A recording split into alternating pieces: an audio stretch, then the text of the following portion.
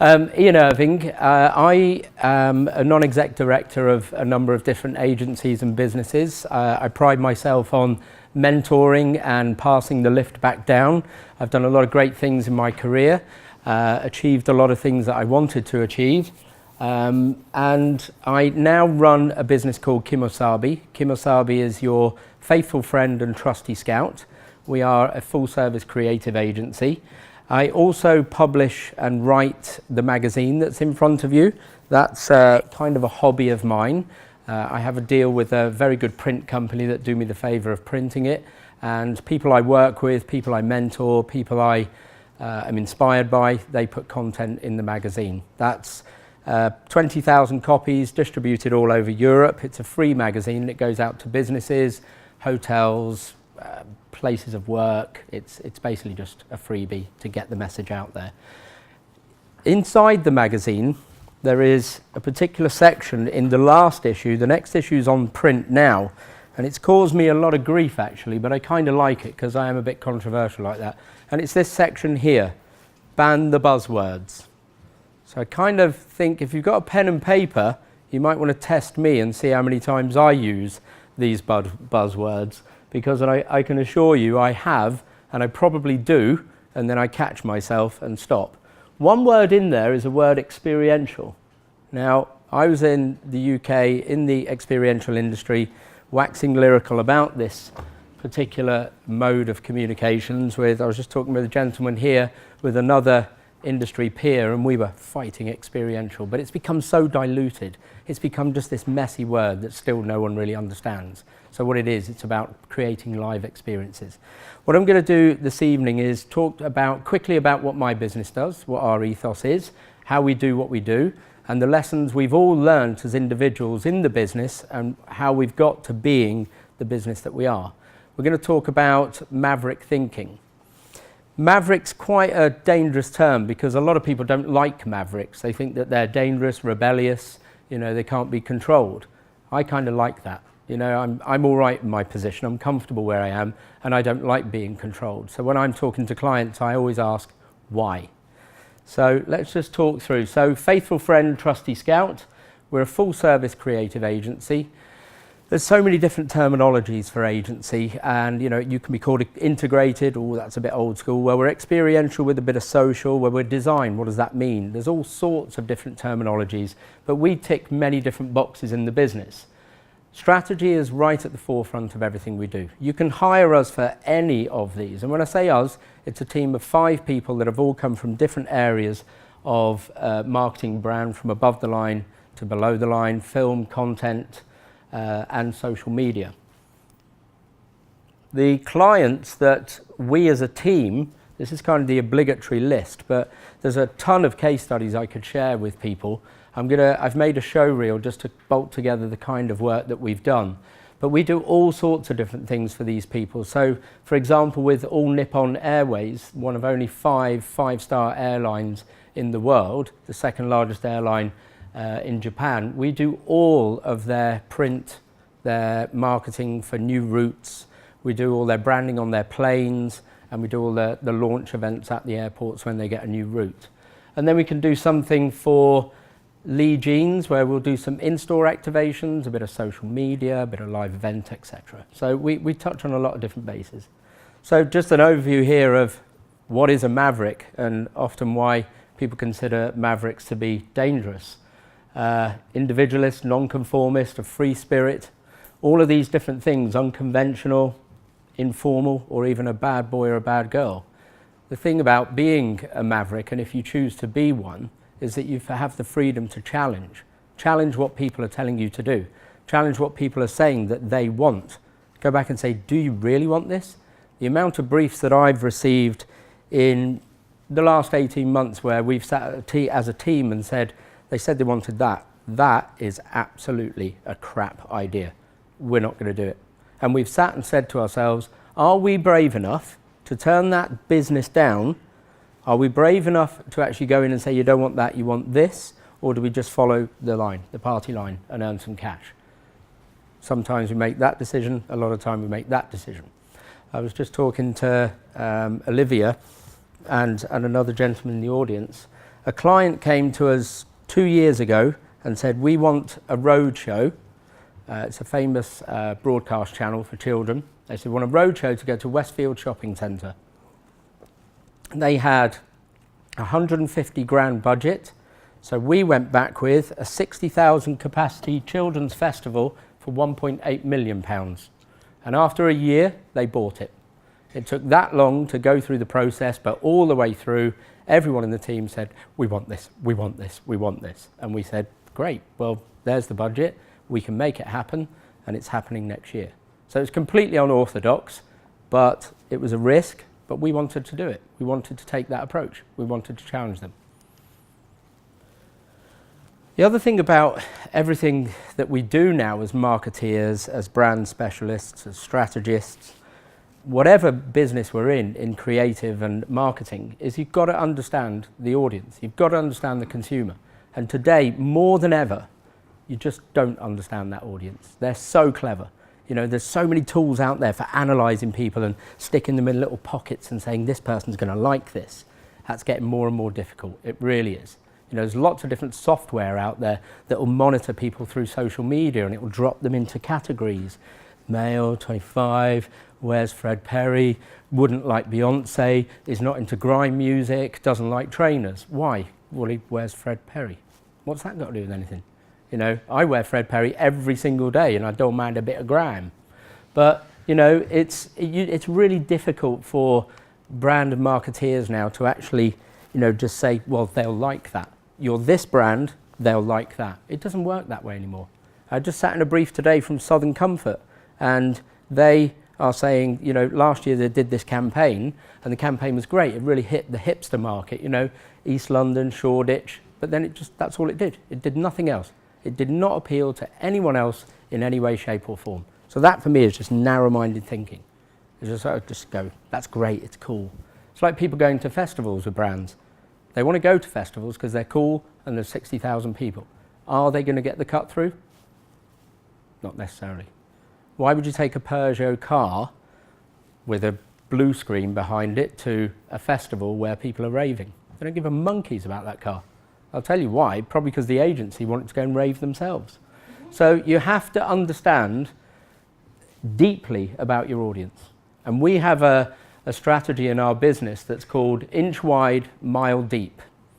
And the inch wide is all about the research, deep thinking, deep research, understanding the audience as best we can. Ask ourselves questions, always question ourselves. Get the client in the mix, get them doing the research as well. Don't just let them give you a brief and walk away, because that's where you can fall down flat on your face. The other thing as well about clients briefing is a client might be sat there briefing you, and there's 3 or 4 other people who are involved in this project might not have got any involvement in the briefing or written the brief. I've sat in meetings before where it was a young girl actually, and she was head of the promotional staff. So she was just about staffing, taking pretty girls and boys to the event that we would build, and she just was silent all the way through the pitch. Everyone's like, I love it, yeah, I love it. And then she was just sat and a little nod of her head. And I said, what is it, Chrissy? What is it about you that you're not happy about? And she said, what? Oh, no, I'm happy. I said, no, tell me, what is it?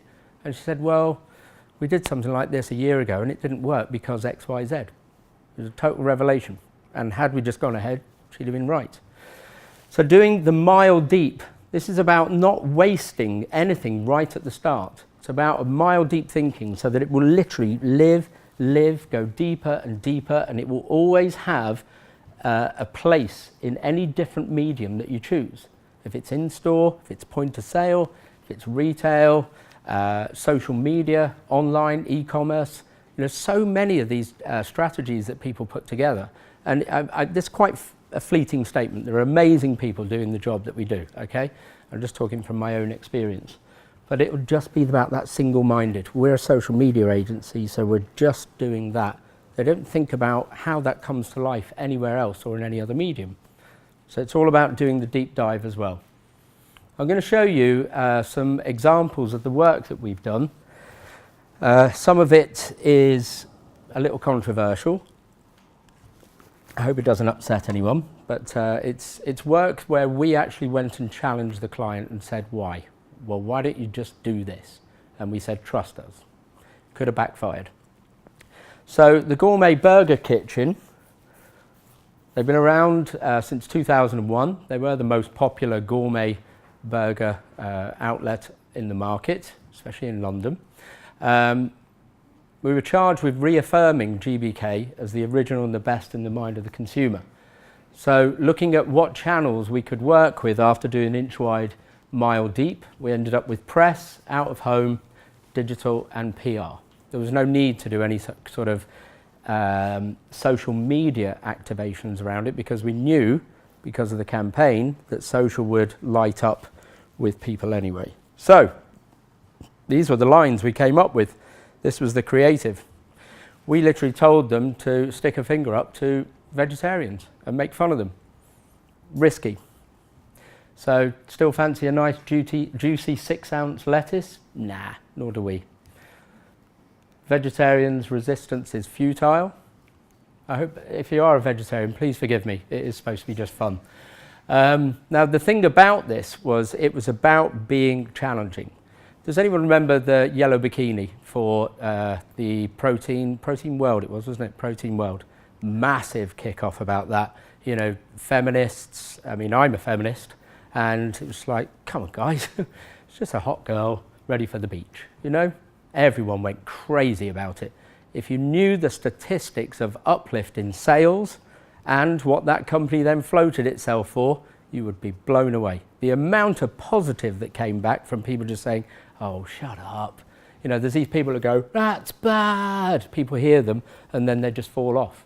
And the rest of it is, you know, history. We had a massive backlash. It was eventually pulled after 2 weeks. The social media and all the press were talking about it. Insulting, #vegetarian, #vegan, lifestyle for a PR stunt. Gourmet murder kitchen, #, just another hashtag for us to fall into. Utterly offensive advertising, offending a huge customer base. Hang on, is that a customer base that they're offending? No, we're trying to get more meat eaters in because I don't think they only have one vegetarian burger. So look, I'm being flippant about it, but the results are there. It was dramatic. We've now won the next project and we'll probably win the next project, I hope. Median total earned reach of 1 billion. 14% growth in sales, year on year 8%. So there was a lot of backlash. You will get that sometimes when you're out there and you're a maverick and you're challenging. There's another project here. This brand came to see us. There's a gentleman who had distilled this vodka, massive fan of vodka, decided he wanted to make his own. Does anyone know what Cleveland Bay is? Has anyone got any guesses at all? What would you say it might be? It's a premium, okay, right. Well, Cleveland Bay, I mean, straight away I was thinking, oh, okay, kind of US brand, you know, a bit of Cleveland or whatever. The Cleveland Bay, which this rather dreadful illustration was trying to emulate, is the Queen's favourite horse. It's a very, very rare British horse. In fact, there's a very small number of them still left, and it's the horse she rides in the coronation. So the young lad created it, got somebody to sketch that, banged a Union Jack on it and said, England. It was like, nobody wants it. It doesn't seem to be selling. And he was such a great kid. We really liked him. And we decided what we do is actually mentor him and get involved with the brand and the product. So we took him from this, you know, his efforts to go in bar and make this premium vodka stand out. The other thing I'm going to tell you is that the vodka, as a drinker, was disgusting. Honestly, it was foul. I hate any kind of what I call brown booze, whiskies, stuff like that, and it just had this aftertaste of whiskey. No matter how much orange juice or Coke you put in it, it was just like, ugh. I'll tell you how bad it is, I've still got a full bottle at home, and I love vodka. So we took it from that, and we said, right, firstly, the product, is it the best it can be? And he said, I can make it better. Well, why didn't you? Well, I want to get it out there. Okay, what say we send you away, you make the product better, and we'll make the packaging and the brand and all your marketing better. So that's what he did, and we came up with One True Maverick. One True Maverick vodka. One True Maverick is a brand that I set up to help young people who make stuff, who want to get their brand out there and recognised, or need help with branding and brand recognition and packaging and design and so on. So we currently work with a guy that's making a cafe racer motorbike, a gentleman who sold his business to take over his father's steel mill in Sheffield, and he makes chef's knives. So we're launching a Maverick knife, chef's knife. We've got a top chef who's advocating it. We've got a denim range, a cafe racer, and an adult BMX at this moment in time. So we'll be launching those products and they'll be earning money from that. We're not in it for the money, we're in it as a hobby, and for us to say, we did that. So what does the vodka look like? We decided to do, everything we do is about building a story, and just to try and give as much impact and as reach through social media and through storytelling. Anyone here who's in brand and marketing knows that we talk a lot about storytelling. The gentleman who designed this for us is an illustrator from New York. His name is Alexis Markel, and he's globally famous. He's got about 9 million followers on all his social channels. He works with Ronaldo, big football teams and so on. And what he does, you can see this on the One True Maverick site, but what he does, he uses crystal and glass, and he actually paints what that crystal and glass reflects and tries to make the image he wants. Not tries, he does. So that's all from light reflection through crystals. It's on a tile, and he basically came up with that. And then he kept pushing it, and you can't see it in here, but there's lots of green and silver. And in that, what we decided to do was we'd look at a type of bottle and a type of paint on the bottle that hadn't been done before. So off we went and sourced a glass manufacturer, found a manufacturer of the bottles in Italy, sent the lad off there. He came back with what we wanted. And then we challenged some print companies to come up with the print of like the actual process. And it took us 5 attempts, and eventually one person has actually delivered it. I'm going to tell you some bad news though. About a week ago, he called us and said he's lost all of our bottles. 100 bottles, which he's having to go off and make himself. So One True Maverick vodka, what does it look like on bottle? The thing that's unique about this as well, as we kept sending James back, kept sending him away, it's a tri-blend. We think it's a first. It's potato, grape and grain. So it kind of hits and then it smooths out. And I'm not talking like an alcoholic here. I'm supposed to be talking about brand. But yeah, so One True Maverick. And we made a glass stopper. So the whole thing about when you get this and you take the bottle, say click clink, and you put it down, click clink. And the whole point there is hopefully you won't throw the bottle away. The best-selling vodka on the market in off-trade is a bottle called Crystal Skull. So it's just a skull. In lots of bars, people love it. It's really cool. Put it at home. We did some research and we found out, just through a short amount of research, that most people, when it's empty, fill it up with another crap vodka. But it still looks good at home. So the results, watch this space. The biography channel. These guys gave us, 5 weeks to launch a new program. Or a new channel rather, biography channel. They gave us the brief and we cancelled Christmas. So it was about launching the biography channel for B Sky B using out of home, above the line and some content. So this is the film of that. Turn this up.